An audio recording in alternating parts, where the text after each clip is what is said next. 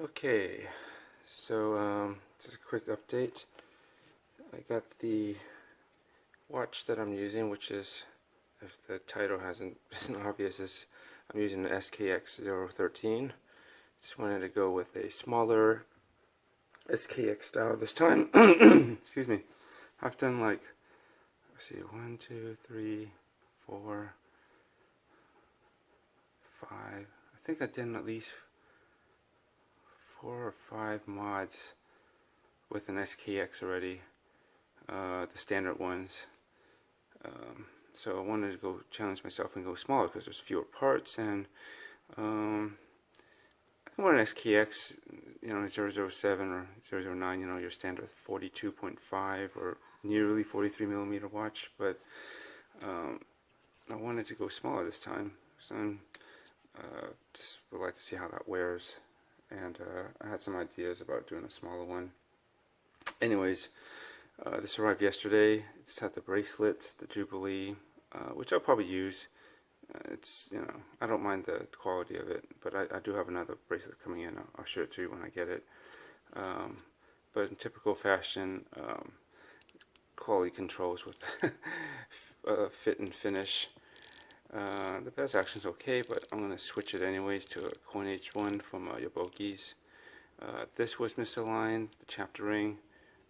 It was like either slightly off to the left or right, or off to the left a bit. It was never perfectly centered with the dial. The chapter ring was actually centered, but I'm not even using any of this stuff anyways, really, so it's not going to really matter. So anyways, the other problem was I didn't feel it necessary to go with a crystal, sapphire crystal this time. I just don't have a use for it. I mean, I didn't want to spend the extra money. I wanted to keep it under a certain budget, and I didn't mind Heartlex, and the fact that it's flat is actually better, because for a 38mm watch, it's a little bit stout. It's still, because of the movement, it still needs to be at least I believe 13mm thick. So I just want to keep it as low as possible. I didn't really need to do a dome on this one this time, which I've pretty much done in the past. I just wanted to keep it flat. And so one less thing to mess with. I was hoping, okay, I'll just leave the crystal in, but I noticed that it wasn't perfectly set. This is better because I had actually flattened it into this watch case more. But this side was actually higher than this side, so they didn't really set the crystal in straight. So I was like, great, I'm gonna have to fix that, because it's gonna look a little crappy with this side slightly lower than this side. It's ever slightly, and again, I pushed it in more, but if I put my hand around that perimeter, you can kind of feel that this part dips down just a tiny bit below, or at least at the level. I think, yeah, it is slightly below the chapter ring, and this one, it starts to lift up at, I don't think it's, or just a hair above the chapter ring. So unfortunately, I'm gonna have to pop the sucker out and reset it. I'd rather really make sure it's straight. So that's what I'm going to do next. I'm not going to use this bezel again, so I'll probably pop it off. I have these Seiko tools that I got. And so one of these, 3 kinds. Let's put this down for a sec. One of these should work. Just the tips are a little bit different on them. This one's like curved and wide. This one's a little bit curved too, but it's a little bit more narrower. And this one is just flat. Because the cheapy knives that you get for the case back opening tools that you get with most cheapy kits, they don't really work that great. So, what is it? I pop this in. I think I'm going to keep, before I pop it out, I'm going to make sure I keep the bezel on before I pop it out, because I think if I take it off, it's going to be too recessed, and it may not. I'm going to have a die that's deep enough to let it fall out. So if I put it on here, then it'll create like a little bit more of a cavity when I push through. So I'll probably do that first, and then once that's popped off, I'll pretty much instantly pop it back in, I think, because I'll use this bezel as a basis to judge whether it's actually flush with the bezel, and see if it's leveled. Because if I take it off and try to set it, I might not get that reference, with just the crystal on top of the case and without anything around it to kind of be a reference or guide. But you can see it's just slightly off. Right? You can see that. You can see this side inside more, and this crystal obviously is coming out. So, god damn it, Seiko, you do extra work. Well, if I was gonna pop it off, I might as well have upgraded the crystal, right? But that's cool. It's one less thing to spend. That's like, what are those, like about 35, 40 bucks for a new crystal. So anyways, that's pretty much it. I got the new NH36 movement, new dial, Kenji Day disc to put into the NH36, because it's orientated usually for the 3, so I gotta get one that will work with the 4 o'clock position. So I might as well switch it to Kanji. I didn't want to do Spanish, English on that. And then, let's see, I have my dial, and I'm just waiting for the handsets to come in, and that'll be it for the movement to the dial with the hands. But that'll be off to the side. The case work is basically the crystal, which, that's my dog. Quiet, Misu. And the bezel. So I'm still waiting for my bezel to come in. I have the insert, but yeah, I'm waiting for my coin edge. It should be better grip too. These are kind of like smoothed over, I don't know, chocolate squares or whatever you want to call these. It's not the best grip. It's going to really grip into it. So anyways, so that's pretty much it. I guess technically this is phase 2.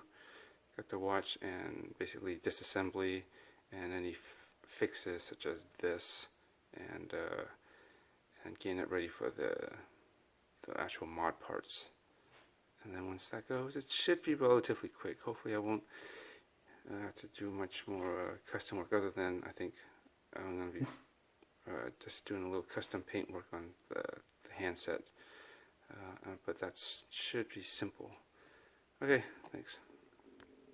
So at the back end of my phase 2 video, so what I ended up doing is popping off the bezel actually before putting the crystal, setting it back straight, and as you can see,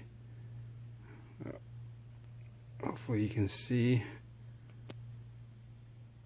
it's set pretty good all the way around. You can just see that slight bevel around the edge, I think. Focus. And it's pretty even all the way around. So I'm pretty sure it's all even now. I looked it down and make sure one side wasn't really raised up higher than the other, so it should be pretty good now. So that's that. And I also decided to pop it off because when I popped off the bezel, because when I popped off this crystal with this on there and it was face down, I think it came out crooked, and then it actually got caught on the bezel insert.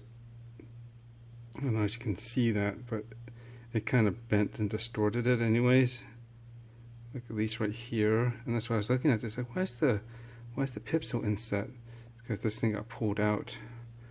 Oh well, it wasn't straight anyways, and if I ever decide to reuse this, I'm probably going to just get a new insert anyways. Like, sapphire or ceramic or something else, or a different color.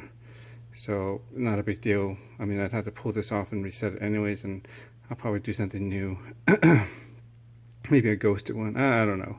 But I'm not likely to reuse this anyways. I'm just gonna keep this around because the gasket's in there, and it's just gonna be for my new bezel. Here's a clip for that, for the clicking. I'm not gonna reuse that, but I'm just leaving it in here. And I actually did it's nothing special. I just did the date swap on this already. So it's with the Kanji disc. It's for the 4 o'clock position, because a new movement is always set for 3. And I have a new crown already that works with this. That's already got the right length for an SKX013 and NH36 or whatever movement. It's from Crystal Times and it's signed, so that'll just go right in. So what I'm waiting for now, well, actually I have my dial. I could probably put it on there, but no hurry, because I still have to wait for the hands, and they probably won't be in. They just shipped, so it's probably going to be at least another week, maybe next week. Hopefully I'll get them in, and then that's pretty much it. You know, I can start putting everything together. The movement, once I get the hands in, if they work the way they are, except for a little bit of paint work, I should be able to start putting all that in here and lock it down. Pretty much I got the re-hot. It's going to be a replacement for this. It's not going to be, it's pretty much straight up and down because the dial is wider, but I'll give it a nice frame on the inside. I don't know, maybe I might not need it. If it's, we'll see, but I think I will. What else is there? And then it's just the new bezel, maybe later this week, if not again next week. I have the bezel inserts, but what I need to do is get the movement in and then press the new bezel in first, click it into place, make sure you account for the back play, so it's that should be where it will rest secured, and that's when you can drop in and mount the inserts, because then that way it'll be aligned exactly with the dial or the indices or whatever, and account for the back play, and that should be good. So that's pretty much it. So we'll see how it goes at that point on. But that's it. So that's it for phase 2. Okay. I'm not sure what phase 3 is, but I'll be sure to record it and show it to you guys. All right. Thanks. Bye.